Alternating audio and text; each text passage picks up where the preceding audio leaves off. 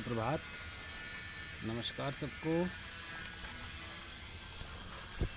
ये विद्यार्थियों, हम पिछली कक्षा से घनानंद के जो विभिन्न सवैये और कवित हैं उनका भाव सौंदर्य व शिल्प सौंदर्य पढ़ रहे थे।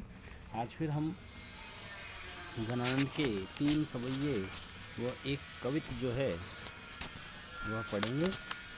सबसे पहला जो सवैया है घनानंद ने के इस सवैये का मैं वाचन करता हूँ। मीत सुजान अनीत करो, जिन हाहन हुजिए मोहि अमोही। दीठी कहूँ और कहूँ नहीं ठोर, फिरी दृग रावरे रूप की दोही।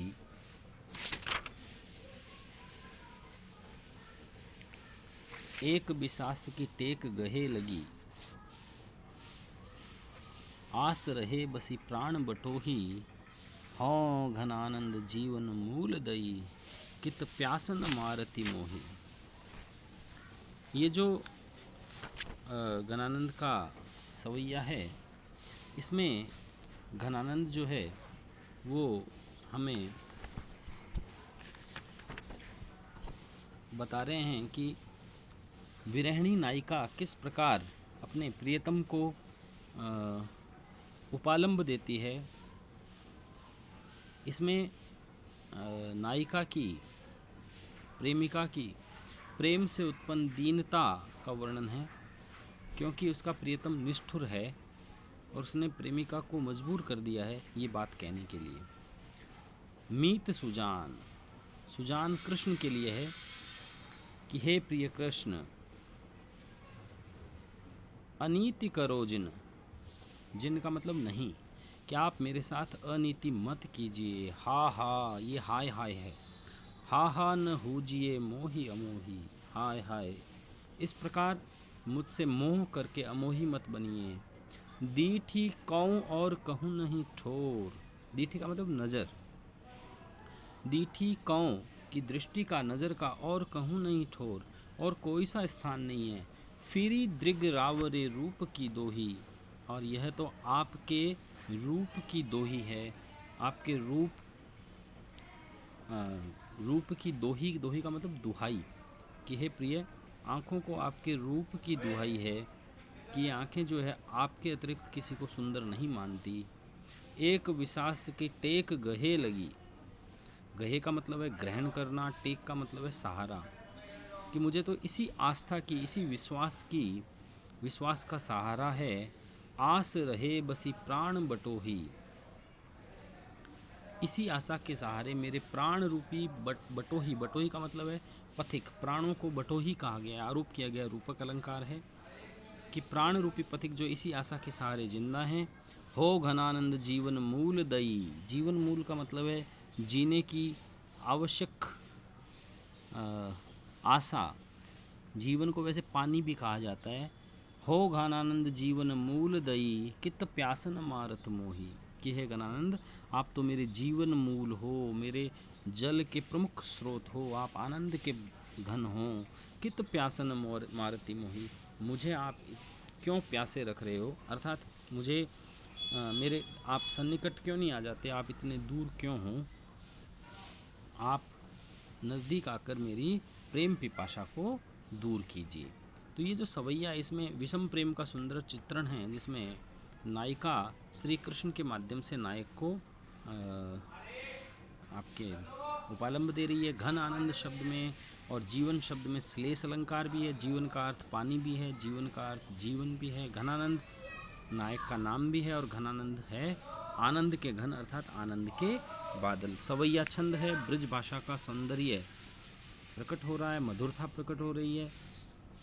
सवैया छंद की विशेषता है कि ये वर्णिक छंद है, 22 से कम और 26 से ज़्यादा वर्ण प्रत्येक चरण में नहीं होते, है ना।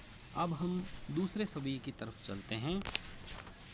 दूसरे सवैये में वाचन करता हूँ मैं। पहले अपनाए सुजान सने सो, क्यों फिरी तिह के तोरिए जू। निर्धार आधार दे धार मझार, दई गही वाहन बोरिए जू। घनानंद आपने चातिक को गुण बांधिले मोहन छोरिए जू। रस प्यास के जाय बढ़ाए के आस विसास में यों विष घोरिए जू। पहले अपनाए सुजान सने सो क्यों फिर तेह के तोरिए जू। तेह का मतलब है गुस्सा, क्रोध, रोष। कि हे प्रियतम सुजान श्री कृष्ण, पहले तो आपने मुझे बड़े ही प्रेम से अपना लिया था, क्यों फिर तेह के तोरिए जू, क्यों फिर रोष में आकर मुझसे तोड़ रहे हैं। निराधार आधार दये धार मझार। निराधार आधार दे, कि जो निराधार थी, मैं, मेरे पास कोई अवलंब नहीं था, आपने पहले तो आधार यानी सहारा दिया, दये धार मझार, और अब आपने मझधार में बीच में ही मुझे छोड़ दिया है, धारा के मध्य छोड़ दिया है। दई, दई का अर्थ यहाँ ईश्वर है, हे ईश्वर। गही बाहन बोरिए जू। गही का मतलब पकड़ कर, बोरिए का मतलब डुबाना होता है। गही बाहन बोरिए जू, कि मुझे मेरी बाह पकड़कर मुझे डुबाने की कोशिश क्यों कर रहे हो। घन आनंद आपने चातिक को गुण बांधिले मोहन छोरिए जू। हे आनंद के घन, मैं आपका चातक हूँ, गुण बांधिले, मुझे अपने गुण यानी रस्सी, मुझे अपने गुण से रस्सी से बांध ले, मोह रूपी रस्सी से बांध लीजिए। न छोरिए जू, मुझे छोड़िए मत, मोह रूपी रस्सी से बांध लीजिए। रस प्याय के जाए, रस प्याय के जाए बढ़ाए के आस विसास में यों विष घोरिए जू।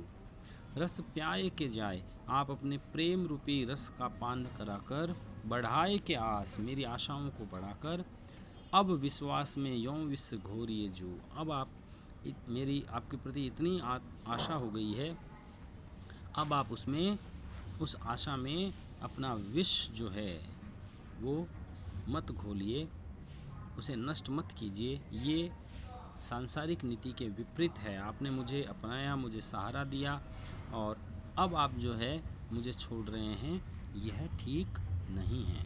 तो प्रियतम के अनुचित वर्णन, अनुचित कार्य का वर्णन इस सवैये में किया गया है।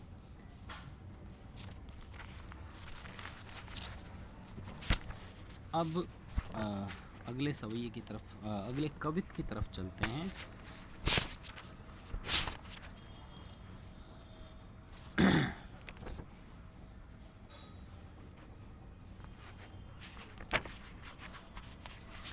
तेरे देखी बेको सब ही त्यों अन देखी करी। कवित छंद जो होता है ये वर्णिक छंद है, गणबद्ध छंद नहीं होता ये, क्योंकि ये गणों में बंधा नहीं होता। इस छंद में कुल 31 वर्ण होते हैं। प्रथम चरण में 16 और दूसरे चरण में 15 वर्ण होते हैं।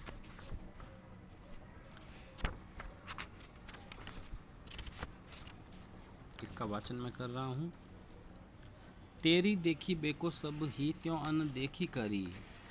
तू हो जो न देखे तो दिखाऊं काहि गात रे। सुर निर्मोही एक तो ही सो लगाव मोही। सोई कही कैसे ऐसी निठुराई अति रे। विष सी कथानी मानी सुधा पान करो जान। जीवन निधान हुए बिसासी मारी मति रे। जाही जो बजे सो ताही तजे घन आनंद क्यों हति के हितूनी। कहो काहू पाई पति रे। तेरी देखी बेको सब ही त्यों अन देखी करी। तूहू जो न देखे तो दिखाऊं काहि गति रे।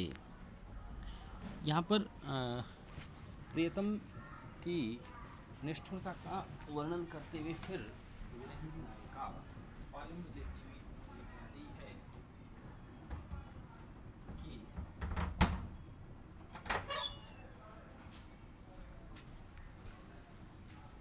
तेरी देखी बेको सब ही त्यों अन देखी करी, कि तुम्हारा जो ये देखना है उसको मैंने सब भांति से अनदेखा कर दिया। तू हूँ जो न देखे तो दिखाऊं काहि गति रे। तू ही यदि मेरी तरफ ध्यान नहीं देता तो मैं अपनी इस चंचलता को किसे दिखाऊं। सुन निर्मोही एक तो ही सो लगाव मोही।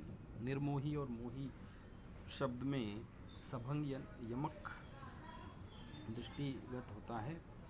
और सुन निर्मोही एक तो ही सो लगाव मोही, कि हे निर्मोही, मेरा तो यदि मोह किसी से है तो वो केवल तुमसे है।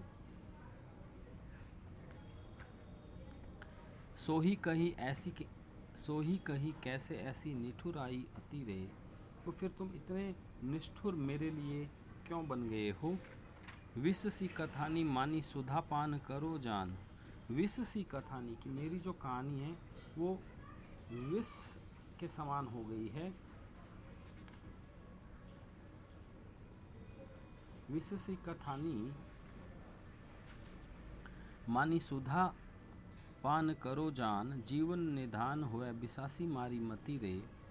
कि विष की मेरी कथा जो है वो विष के समान है। मानी सुधा पान करो जान, और मैं इसको अमृत मानकर पी रही हूँ। जीवन निधान हुए बिसासी मारी मति रे। मैं तुम्हें जीवन का निधान समझ रही हूँ और विश्वास में मेरी मति यानी बुद्धि मारी गई है। जाही जो भजे सो ताही तजे घन आनंद क्यों। कि जिसको जो इतना चाहता है उसको हे आनंद के घन तुम क्यों त्याग रहे हो। हति के हितुनी कहो काहू पाई पति रे। हति के हितुनी कहो काहू पाई पति रे। कि भाई मैं इस तरह से हत हो चुकी हूँ कि मैं तुम पर कैसे पत रखूँ, विश्वास रखूँ। तो यहाँ एक उपालंब था विरहिणी नायिका का। और अंतिम जो सवैया है उसको मैं पढ़ रहा हूँ। ये बहुत ही प्रसिद्ध सवैया है। इसमें घनानंद के द्वारा प्रेम के मार्ग का वर्णन है। रीतिमुक्त कवि घनानंद प्रेम के मार्ग के विषय में ये बताते हैं कि प्रेम का मार्ग अत्यंत सरल और सीधा है, जहाँ पर वक्रता या कुटिलता बिल्कुल भी नहीं चलती। अति सूधो स्नेह को मार्ग है, जहाँ नेकु सयानप बांक नहीं। तहाँ सांच तले तजी आपन पो, कपटी जे रहे निशांक नहीं।